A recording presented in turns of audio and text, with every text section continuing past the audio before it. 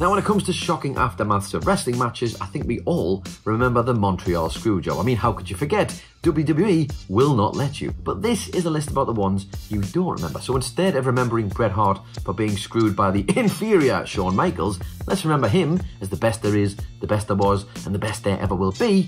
And let me give you a bunch of other aftermaths that have maybe slipped your memory. I'm Adam Nicholas, this is WhatCulture Wrestling, and these are 8 shocking aftermaths of wrestling matches you don't remember. Number 8. Vince McMahon slams fucking horrible In Your House 4 main event. As reported in the Wrestling Observer at the time, and anecdotally supported in enough autobiographies and shoot interviews that it feels completely legit, Vince McMahon apparently shared the sentiments of his dwindling audience at the conclusion of a rancid In Your House 4 main event between WWE Champion Diesel and the British Bulldog. The two had worked a horizontal leg stretch for the bulk of the exhausting 18-minute match, and all for a cheap disqualification finish to set up Big Daddy Cool's Survivor Series defense against Bret Hart. Heard to yell horrible fucking horrible as he threw his headset to the ground before walking to the back, the boss was presumably as displeased with the match as he was with the state of things in general. WCW Monday Night Raw had just launched and had a vitality that the WWF had lost, and a year-long push for a charismatic 7-footer had profoundly failed. Number 7. Awful Dark Order Beatdown forces Tony Khan's hand. The December 18th, 2019 edition of AEW Dynamite was the last of the year, and thus stood to serve as something of a reflection point for the first few months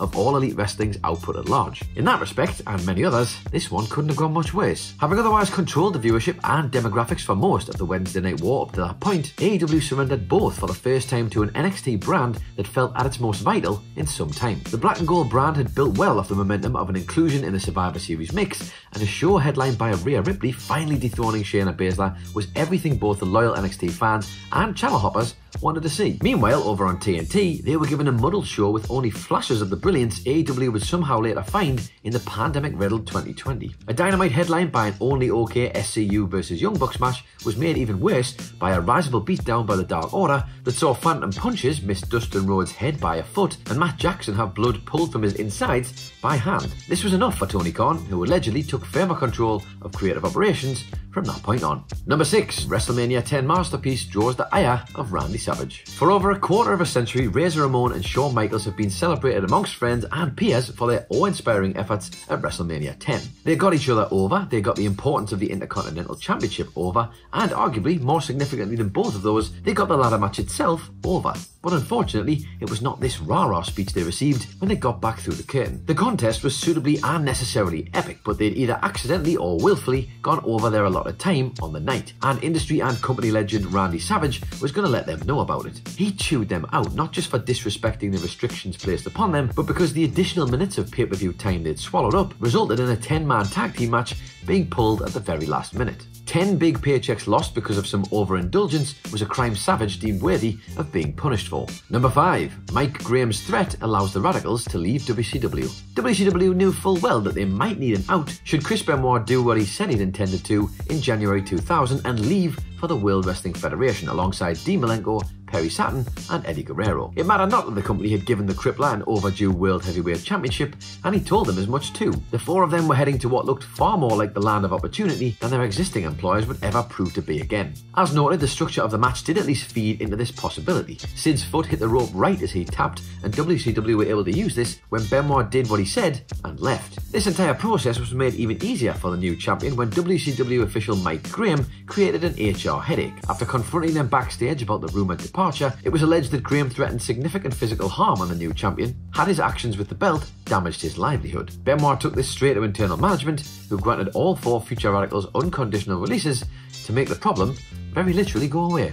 Number 4. IC title refusal results in world title for Macho Man. On one of the most watched wrestling shows ever, a scene that took place behind closed doors ultimately changed the history of the industry's richest prize and indeed one of the kayfabe richest wrestlers. On the night Hulk Hogan was cheated out of the WWE Championship, eventually to be won by Ted DiBiase, Randy Savage was also slated to be the one to defeat Honky Tonk Man for the Intercontinental Championship. The two things needn't have been connected until Honky's hesitation made it so. The long-standing title holder fought off the decision to have him lose until an agreement was reached that the match here would end with a count-out. Savage's thank you for making a concession here was more than worth it. He was booked to scoop the vacant top strap at the show of shows instead of the $1 Million Man. Ultimately, it's snafus such as this why WWE actively wants wins and losses to not matter. But it's fair to say things were far spicier when they did. Number 3. Finn Balor fades out of sight following SummerSlam 2016. It was very, very un-WWE to award a wrestler like Finn Balor a top championship on his first night on the main roster, having existed as he had done up to that point on the European independent scene,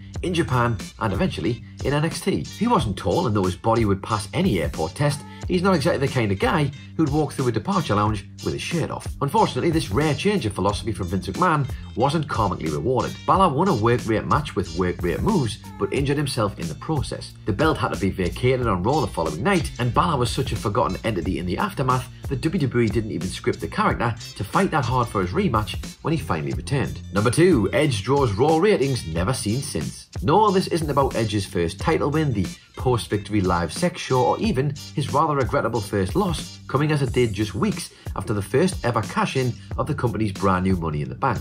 This one is about numbers and how WWE never ever drew them again. The New Year's Revolution Go Home show pulled a 3.65, but that leapt up to 4.3 for the live sex post pay-per-view show on Monday Night Raw. It was the title change credited rather than the titillation when the show did the same number the following week, and categorically became an Edge-based spike when the weeks afterwards drew 4.5s. It dipped slightly for the post-Royal Rumble Raw, the first with John Cena back on top, and never drew a 4.5 again. 2006's Raw average was one of the best of the 2010s, and came in at 3.9, over half a ratings point below what the R-rated superstar was doing during his first stint with the belt. The plan was always to move the belt back to Cena, but plans, much like any WWE card, are subject to change, and let's be honest, they probably should have here. At the very least though, it cemented Edge as somebody more than ready to remain in WWE's upper echelon. And number 1, the end of a legendary WWE career. Shocking because WWE actually stuck to a stipulation, and something you already don't remember because Bryan Danielson has half erased his entire WWE career with a remarkable run in AEW as the American Dragon. An exhilarating encounter that many have pegged as the company's best match of the year, this Thunderdome battle saw Bryan banished if he couldn't become Universal Champion, and the stipulation was lived up to when he elected not to renew his WWE contract. Of all the accolades Roman has achieved since winning the title, this might well have been the one he could claim as his best, but also the one he could monetize the most had the company been willing to still promote Bryan's name in promos. However, the Tribal Chief's victory has subsequently gone from being valuable to invisible. Or at least it has, until WWE return the WrestleMania shout-out favour and stick Bryan's name at the top of Roman's victim list.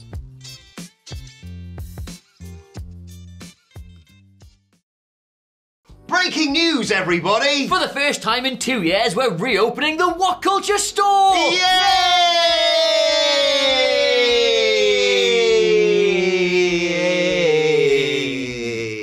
Hey.